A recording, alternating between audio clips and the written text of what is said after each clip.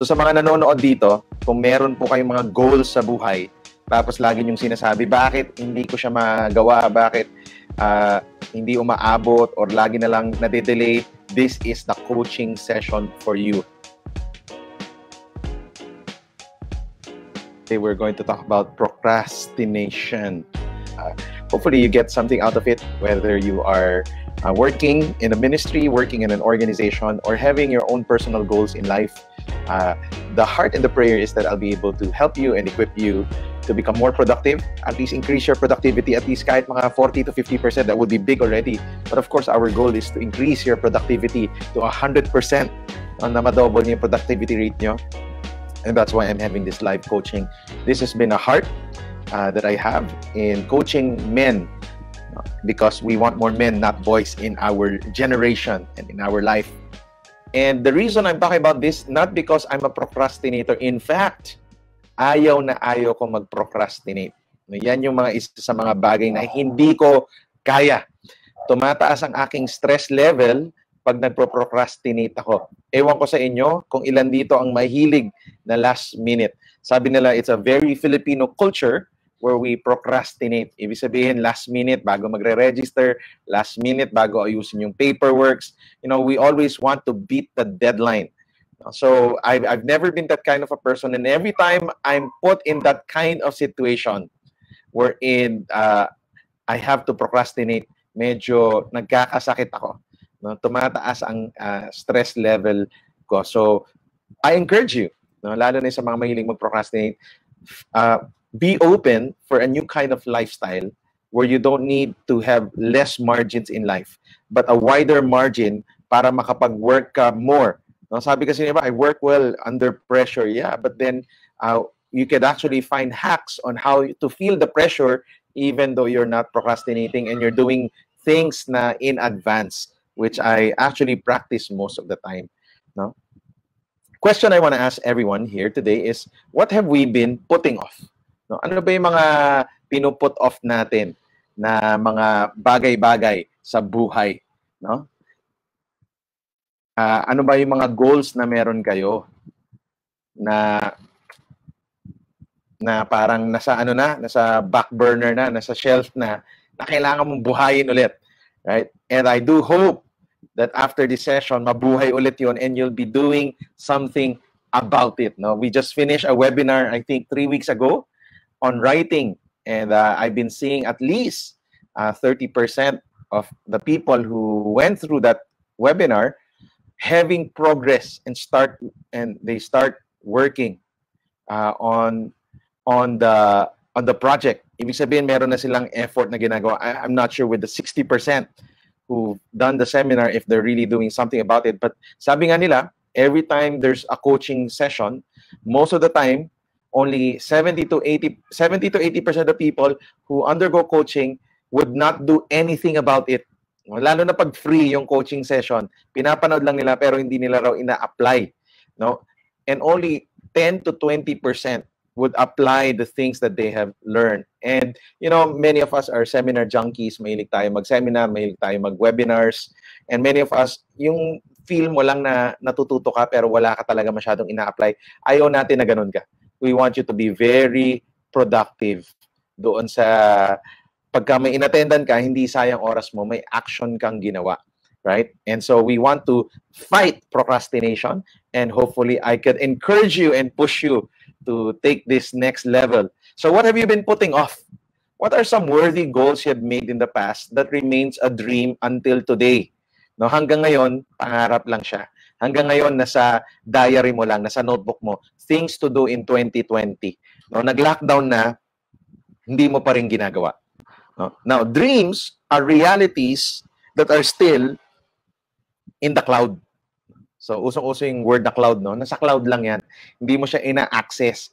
So, ang mga pangarap po natin, ang mga dreams and goals natin are realities that are still in the cloud. Our goal is that we get that out from the cloud and put it now in your to-do list, no? So, sabi ko nga kanina, I'm the one who hates procrastination. My stress level goes high when I procrastinate. You know, for the past 3 years, I went through a master's program in the US, and most of them were online.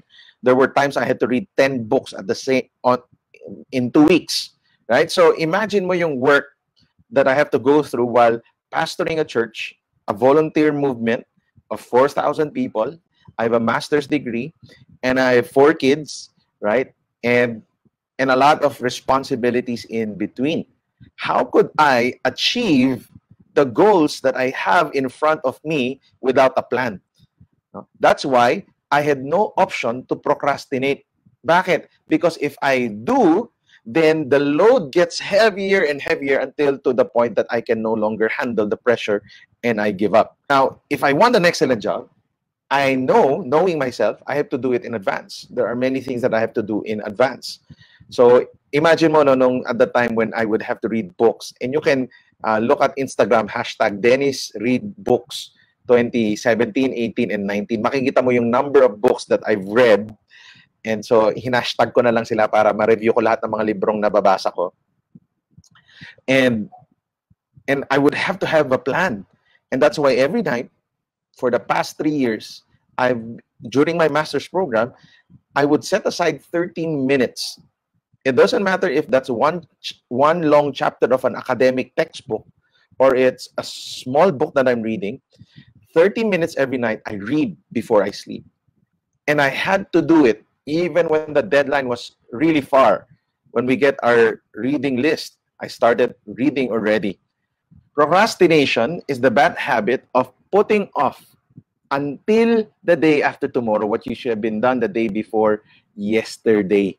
No? So, ulitin ko, mali kasi yung spelling ng procrastination, di procrastination.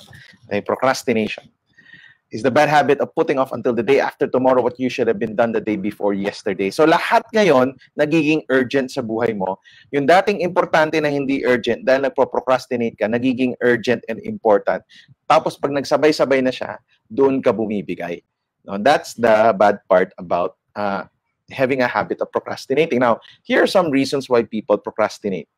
Number 1, because the thing that they're putting off is not valuable to them. No? So, for them, di naman mataas yung value, kaya nagpo-procrastinate sila. No?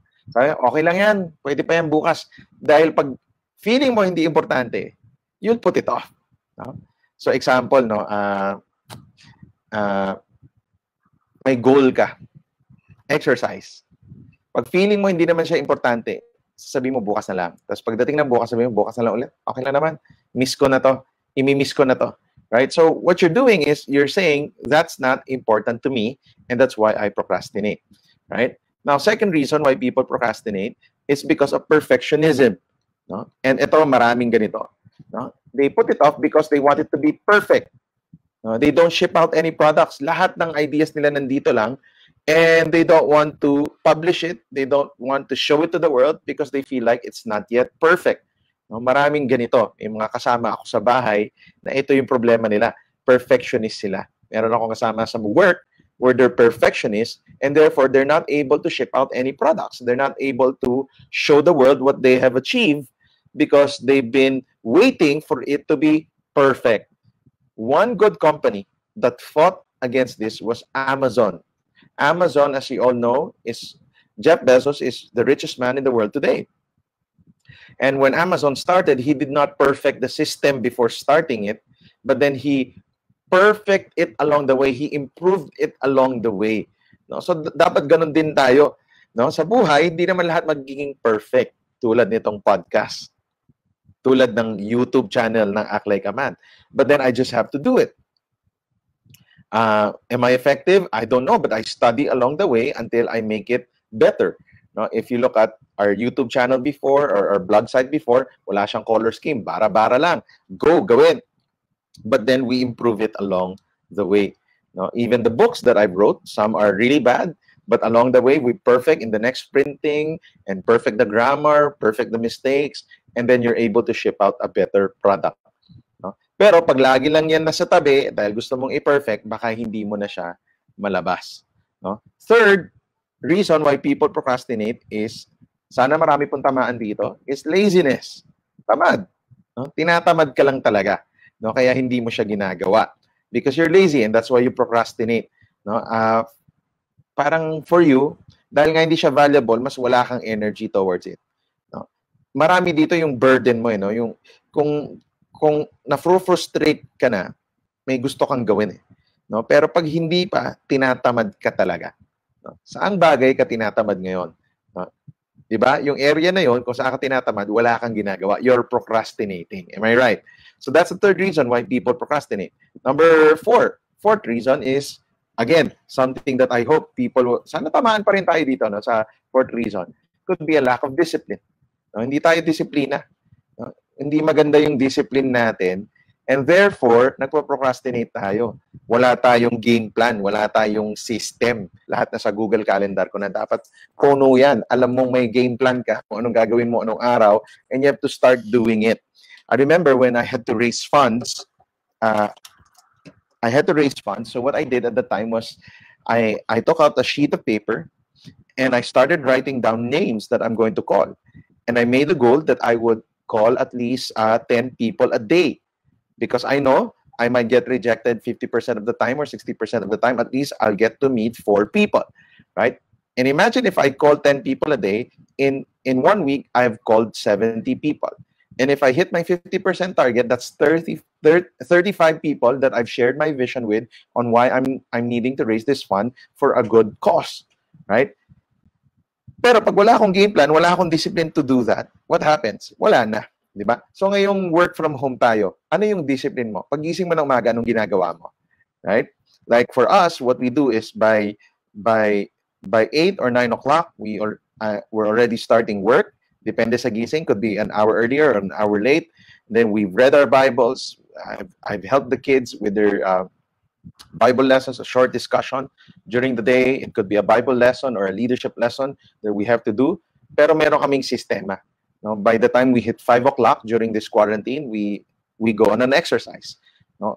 Because of that game plan, may trigger ka. Nakita mo 5 o'clock, exercise na. Stop na lahat muna ng meetings. Kung kailangan may meeting ulit, mamaya ng 6:30, 7 o'clock.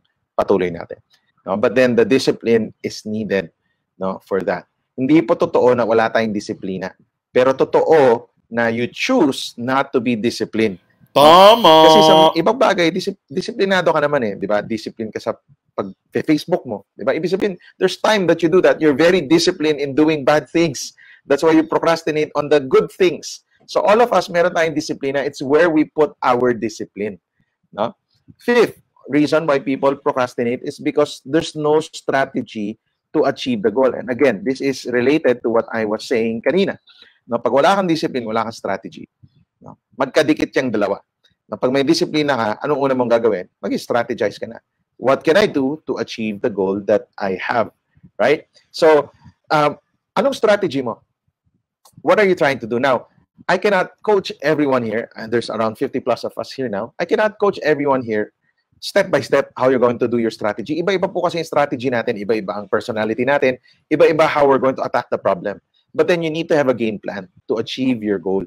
No? You cannot have it na, sige lang, kung feel ko lang, tsaka ko gagawin.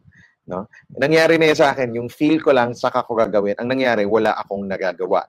Dahil never ko siya naging feelings na gawin. No? So, you need to have a strategy to achieve the goal that you have. Now, let me go to 2 ways to stop procrastinating. No? What are the 2 ways? Dalawa lang. No? Ang i-share ko sa inyo on how you can stop procrastinating. What are those 2 ways to stop? Ready na ba kayo? Kasi this might hurt. Ready na ba kayo masaktan? Sa mga nasaktan na, masasaktan pa lalo kayo dito. Dalawa lang ang nakikita kong workaround on how you can stop procrastinating.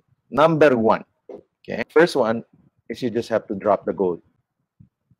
You have a goal, and you've waited, and it has waited, and you've done nothing. My first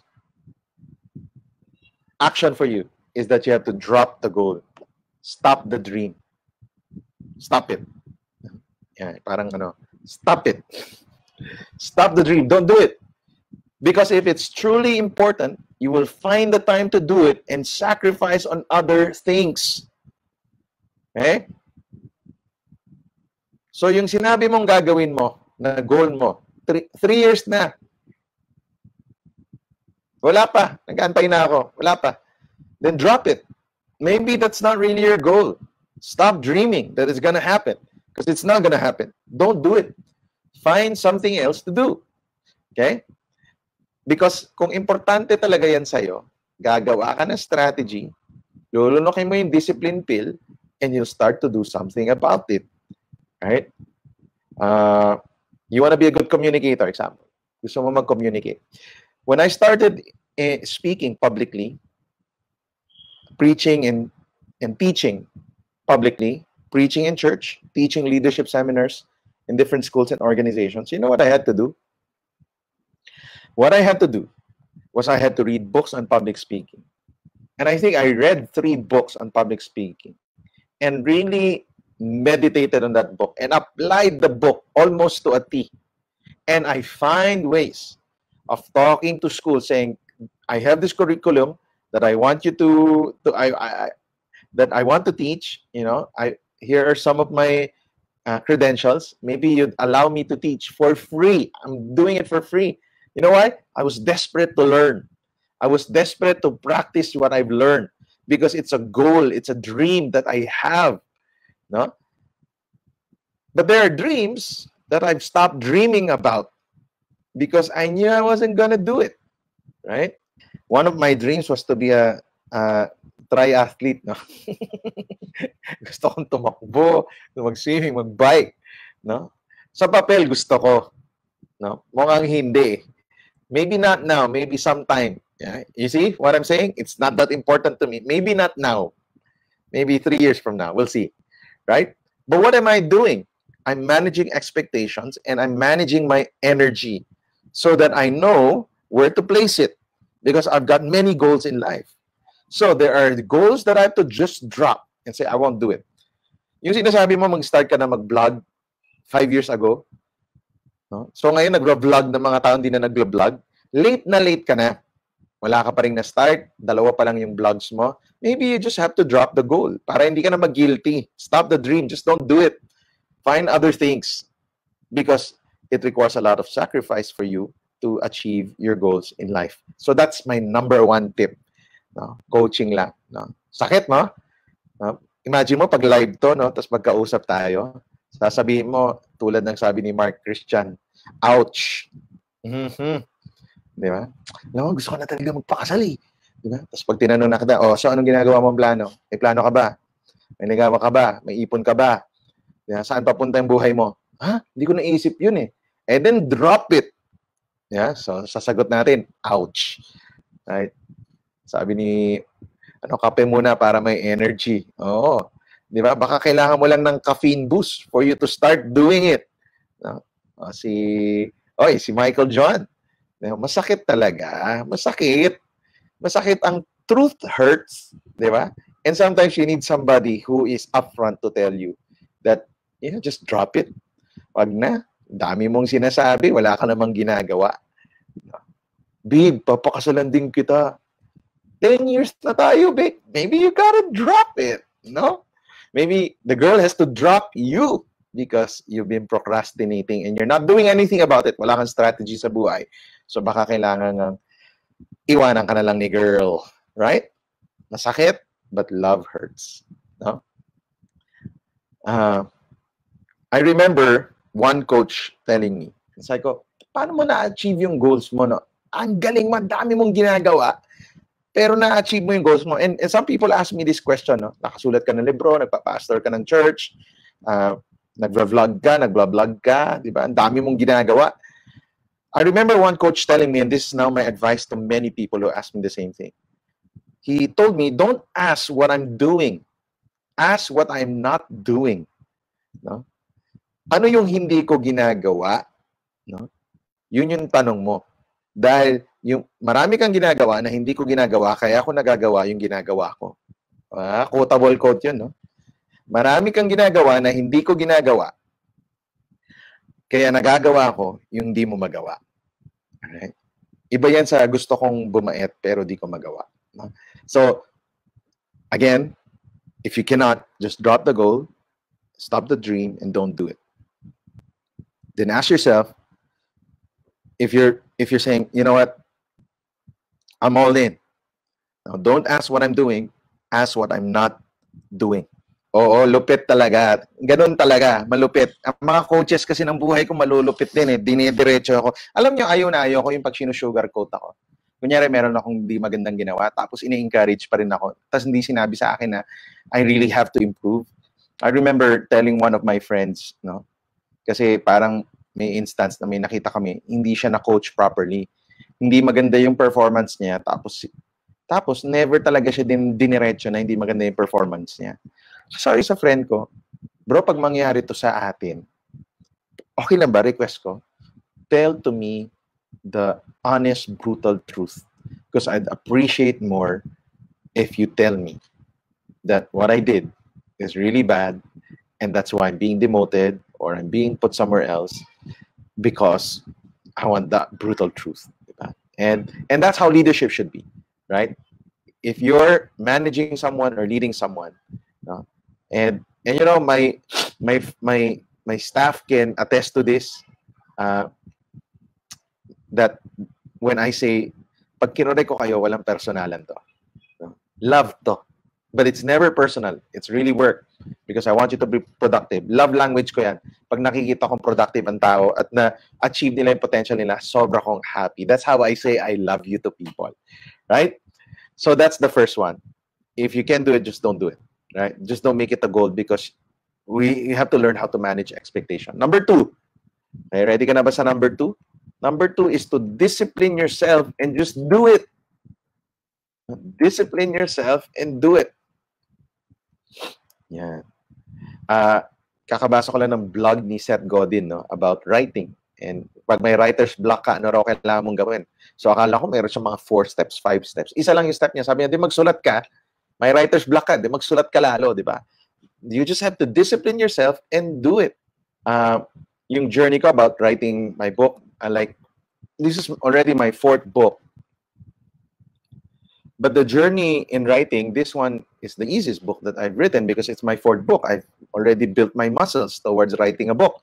But my first book was in my laptop for a year. And it was, I think, only 6,000 words. Hindi ko magawa-gawa dahil wala akong disiplina. Takot ako, may fear ako. But there was just one night I said, I just have to do it. And I did it until 1 a.m. I published my first book.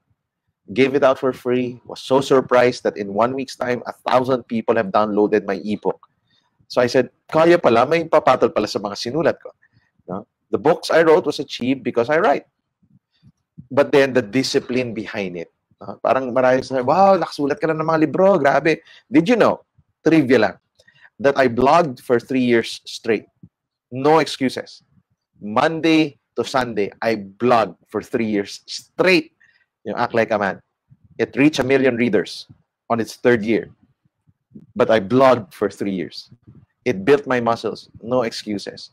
That's why, ito yung sasabi ko ngayon, dumikit to ngayon nung nagma-master's program ako. We had to write ilang papers that we had to write. But I thank God for those years that I built my muscles writing and reading, that I was able to do it easily compared to others who don't read and who don't write. No, hindi mo alam paano makakatulong yung mga napapractice mo ngayon to your future. I read books on development and leadership until now. I need to do it if I'm going to do this. If I'm going to lead well, if I'm going to achieve my goals, I've got to continue learning. I've got to have that discipline. Now, remember this, you have to think baby steps. No? Wag agad-agad, no? Wag yung achieve agad na ultimate goal agad, no? But learn how to think baby steps. Ibig baby steps, unti-untiin mo, di ba? Wag parang, basta ito gagawin ko. By next month, 20 pounds. Wag ganon, di ba? Magkakasakit ka niyan, no? But learn how to, like, no soft drinks. No junk food. Unti-unti. Yan, blog. Blog every day. Or blog 3 times a week. After 3 months, nagawa mo yung 3 times a week, blog every day. Now you're writing, you're achieving your goals. You're making it happen. Build my social media presence. Yeah, like ito, this is my commitment. Once a week, coaching. Wala pa akong set time. This is something I need to work on. Not because I'm procrastinating, but because there's too much on my plate. But even if there's too much on my plate, I made the commitment that I was going to myself, not to you guys. to coach you every week for the next 6 weeks.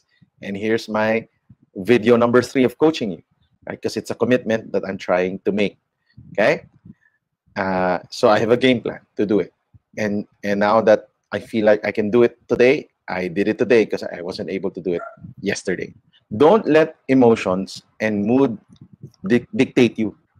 No? Challenge yourself to do it. No? Minsan ang problema natin is yung emotions natin. Emotional tayo sa mga bagay-bagay or moody tayo at yun yung nagdi-dictate sa atin. Hindi mo magagawa yan. Yan yung kaaway ng discipline. No? Yung emotions natin or yung mood natin. So you just have to challenge yourself to do it. So may assignment ako para sa inyo. Ano yung mga bagay-bagay na procrastinate nyo, na alam nyo yung pinapagawa naman na sa inyo ni Lord? No? What are those things that God is asking you to do? No?